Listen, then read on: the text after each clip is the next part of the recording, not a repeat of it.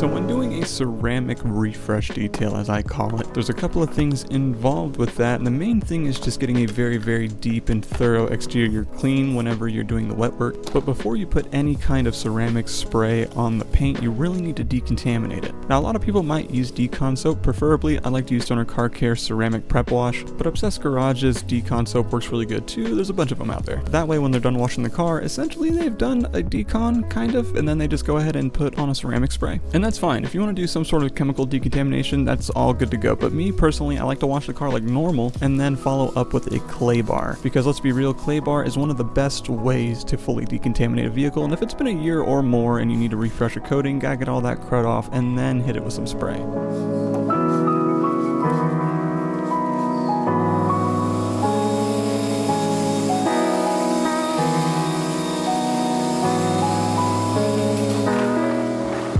Real quick, let's go ahead and talk about this front bumper. So I just texted the owner and said, hey, it's gonna be just a little longer because I wanna work on this front bumper and hood and whatever because of all the bug guts. And right as I sent that text, I said, man, it's a Lamborghini. It should have frontal PPF at the very least. And I go to check it, there's PPF. As I'm looking at it, he's texting me, there's PPF, which is good because whenever you have PPF, obviously it's gonna do its job and protect the clear coat, but the PPF itself could still get etched or stained or rip through, which we don't want that, but it did its job if it did. You can clay bar PPF very lightly, especially when it comes to bug guts, because you can have guts that kind of harden up from drying in the sun and sit there just like it would on paint. But in a couple of spots, it does look like there are some impaction marks where it could have like kind of warped the film just a little bit, where it kind of leaves a stain. We can also try heat gun because it's PPF, but I also don't know how old this PPF is, so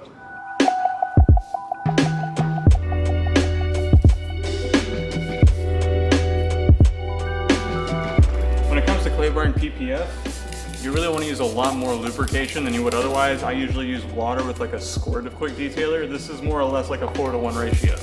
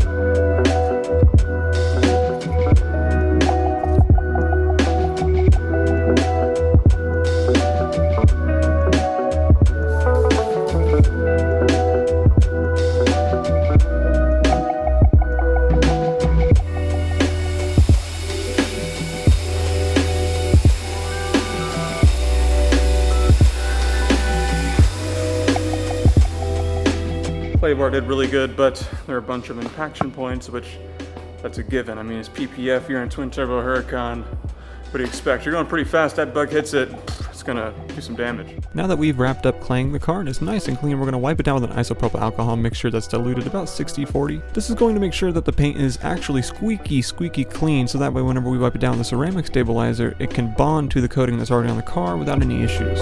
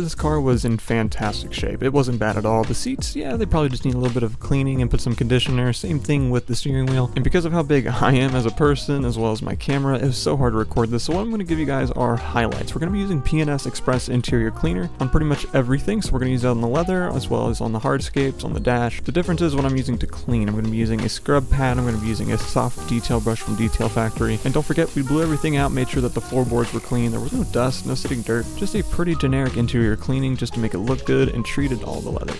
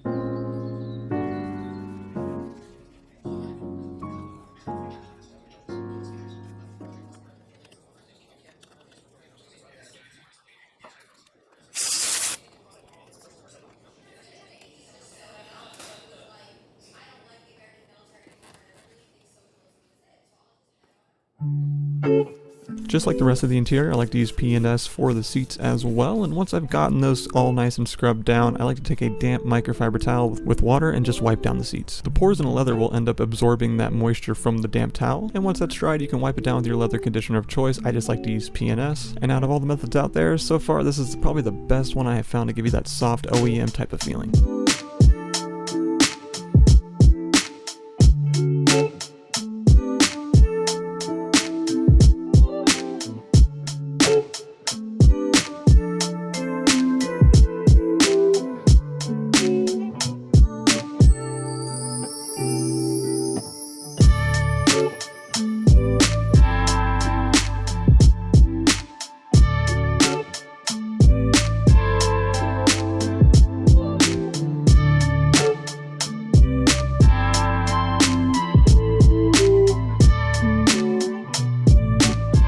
Man, this car is awesome. I'm sorry, man. There's everyone who talks about the R8, or if you want to go with the Huracan. At the end of the day, it's a V10, and if you go and get a 316 speed turbo kit, or if you go anywhere else and get a twin turbo kit, it's still sick. This car was an absolute joy to work on, seriously. So to the owner, thank you so much, and to you guys, if you made it this far, thank you so much. If you like the video, go ahead and press like, and if you like car content, go ahead and press subscribe. Otherwise, I'm out of here, so stick around for the ending cinematic, and thank you for watching. See you next time. Bye bye. See ya.